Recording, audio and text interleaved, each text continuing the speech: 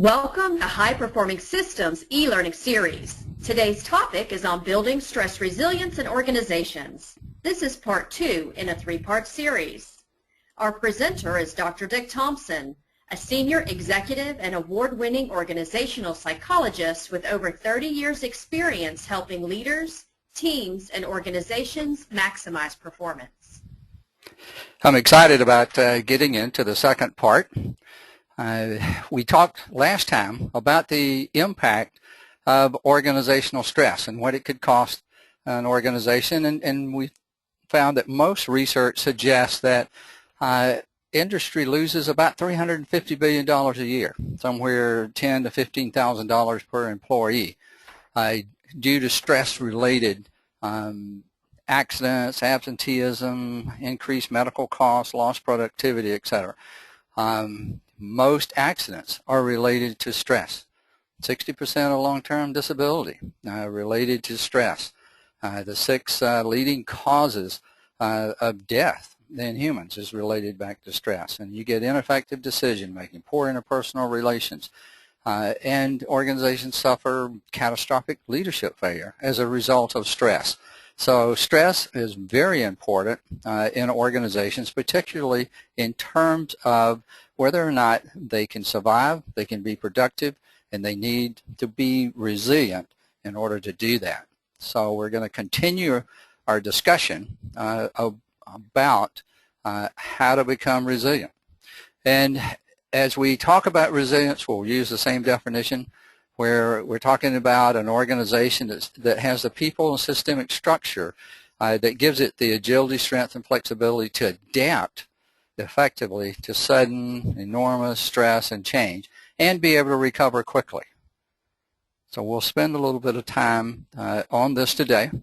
Last time we talked about people and building resilient people within the organization. Today we'll look at structure and the impact of structure on organizational resilience. And then we'll finish up in part 3 with adaptation. As we think about organizations, we have to remember organizations are systems. They have input, they make transformations to that input, they produce some kind of output, some result, and they all work inside some type of an environment. So when we think about a system is a purposive organization of interdependent parts which interact in such a manner as to form a whole which is greater than the sum of the parts. And you know, that sounds impressive. We have to figure out what that means. It's a purposive organization in that once you create the structure for a system, for an organization, the structure begins to drive where it goes. You can have as many meetings as you want to about what your vision is going to be, but if it doesn't align with your organizational structure, you're not going to reach your vision. The organization is going to go the way it's designed to go. And these parts all interact with each other, and they actually create more than just the sum of the parts. And if I look at the impact that people's having within this system, people tend to transport stress into and out of the system. So in effect, people become stress delivery platforms.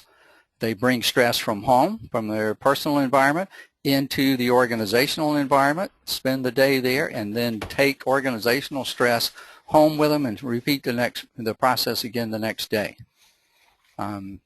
Organizational systems are also nonlinear, and that means that sometimes a very small change in the organizational structure, the systemic structure, can result in very big changes in the behavior of the system. And one of the things that you look for within the systemic structure are those leverage points where you just have to make a small change to get a big payoff. We also have to be aware that as a system, when we make a change, very often it takes a long time between the implementation and the actual results. And I see people in organizations, leaders in organizations, very often they make a change, and by next week nothing's happened, so they change again. You give it a week and they change again, not realizing that it might take 3, 4, 6 months or more for the change to really take effect within the organization. So you get these knee-jerk reactions that just keeps moving the organization all around. You also have to keep in mind all organizations, all systems are perfectly designed to produce the results they're currently getting. You could not design your organization more perfectly to get the results it's currently getting. If you want different results, you've got to change the systemic structure. But let me give you an example before we go further about the sum being greater. If I take a battery, a light bulb, and a piece of wire, what I have is a battery and a bulb and a wire. But if I put those three components together as a system and connect the system the right way, now I still have those three components, but I also have light. If I try to dissect the system, the light goes away. I can't retain it. So whenever we try to take a system apart to understand how it works, we lose some of the components of the system, so we cannot really understand fully how the system works. So keep that in mind as you're working with your organization. A little bit more about systemic structure. It's not just the organizational chart. I mean, that's part of it. That gives you some indication of how it's going to work. But look at what's on the screen now. Your leadership hierarchy. How you actually conduct work, the processes you use, the procedures. That's all part of the systemic structure. How you communicate within the organization, how information flows in and out of the organization. There are always unwritten rules that people are using. Rules like if it's not invented here, we don't use it. We don't do it that way. We've always done it this way. So there are a lot of rules out there that are unwritten that's actually driving behavior of the organization. How you make decisions. You also have the overt rules, the ones you say you follow. Physical structure of the organization, the geographic dispersion. You have informal leaders that are making things happen. The value, beliefs of the organization, your reward systems, perceptions that the people have. So there's a whole array of different types of structure within organizations. Some of them physical, some of them you can see, some of them are invisible.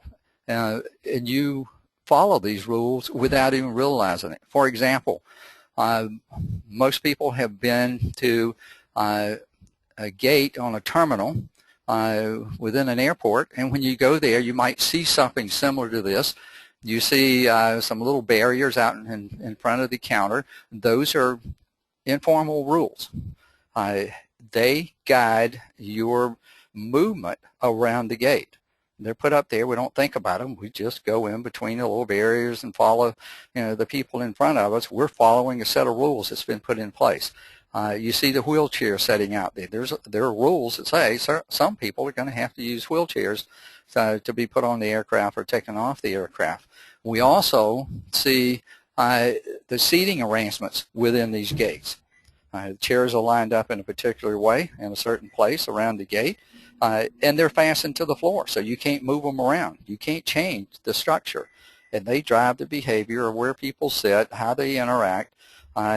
Most of the chairs have arms on them, so you can't just stretch out across several seats and take a nap and cause other people to have to stand up. So there are informal rules all over the place like that. Informal rules, and when you set up a classroom, do you set it up in pods? Do you set it up around a rectangular table? Do you set it up in a U shape? This drives how people move in the room, how they communicate with each other, the types of things that they do, and it's all invisible. We don't think about those being rules. So you have all kinds of structure and rules within organizations that form the systemic structure that cause organizations to behave in certain ways. We also will find structure stress points within organizations. The boss can become a real stress point. That's part of the structure. The boss's expectations, the leadership in the organization, the rules that we were just talking about, how we make decisions, the subordinates, the alignment of the organization, time management, how the resources are used. So there are a lot of places in organizations based on the systemic structure that are actually stress points. And you can see stress begin to occur and emerge and dissipate around these particular points. And these give us opportunities to work leverage points in the organization to change the results that we're getting, to make the organization better aligned, to make it function better, to make it produce better results than we're currently getting by tweaking that systemic structure.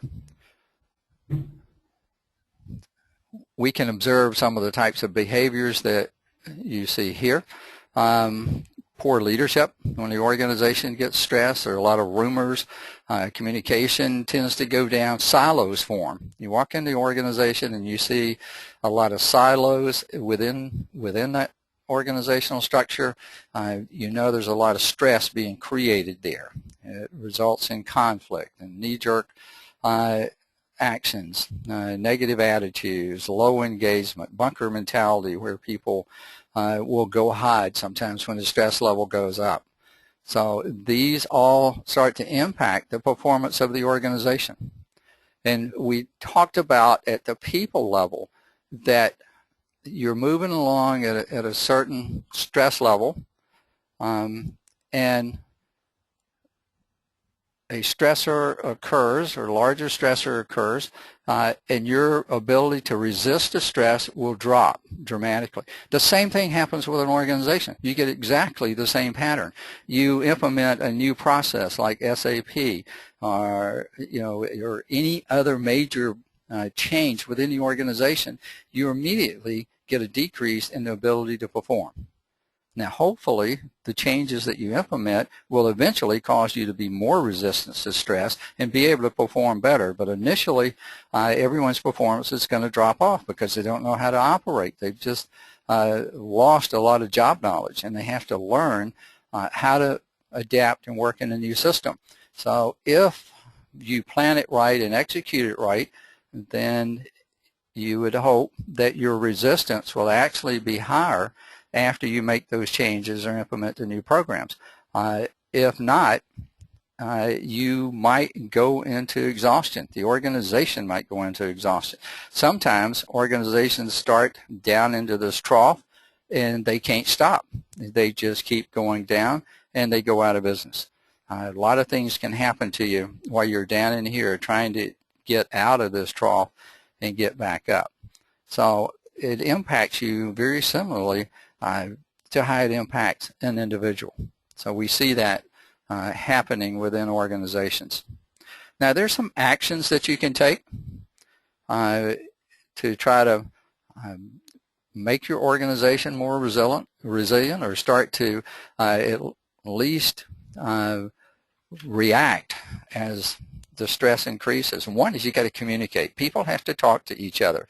You've got to pass information from the different parts of the organization throughout the organization, lessons learned, what's going on, give people a heads up, let them know it's coming. This is what we're learning. This is what we've got to change. Here's what we've got to tweak. So you got to start sharing that information.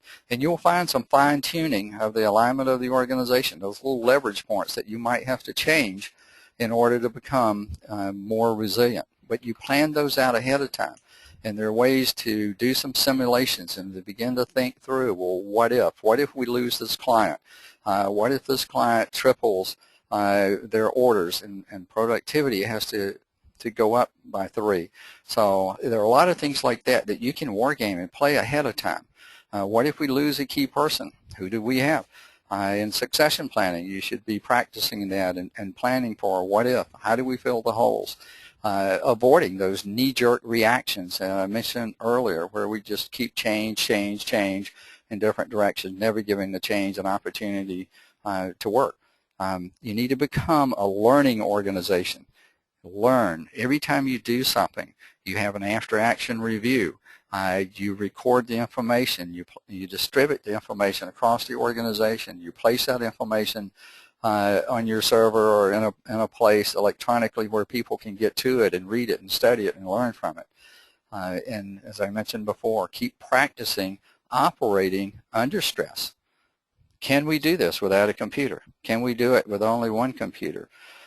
Can we do it if a key person is not here today and we have to respond to this particular situation? How can we do this? So contingency actions, finding the weak spots in the organization, finding those leverage points within the systemic structure, all of this can help you use your structure to make the organization more resilient. And obviously there are a lot of other things that you can do, but this should get you thinking and give you some ideas about what you can do. And we've talked about people before. We've added structure onto it now. And look for those structural friction points that will eventually become stress hot points in the organization. You can begin to see them. If you look around, you can see areas where you're going to have bottlenecks, where there's going to be friction between people, between parts of the organization, between resources, and begin to identify those as stress hot spots that are either there now or they're going to occur if you have to make some change in the rate of productivity or whatever. So you plan for them, you tweak your structure to make you more resilient around those areas, and that will help move your organization toward being more resilient. Now, when we talk about, in part 3, we'll talk about adaptation and how to make this work. And remember, the Stress Effect book has all of this in a lot more detail. But the thought that I want to leave you with this part is that when you're thinking about the organization, and you're thinking that the organization is a system, and that it has a particular structure within that system, you've got to remember you are part of that system. You are impacting the overall resilience of the organization. And in part 3, we'll talk about how to adapt. Thank you for viewing. For more information and resources on building stress resilience, please visit our website, www.hpsys.com. High Performing Systems is a recognized leader in using a systems approach to help leaders, teams, and organizations improve performance. We provide consulting, assessments, coaching, and training for organizations worldwide.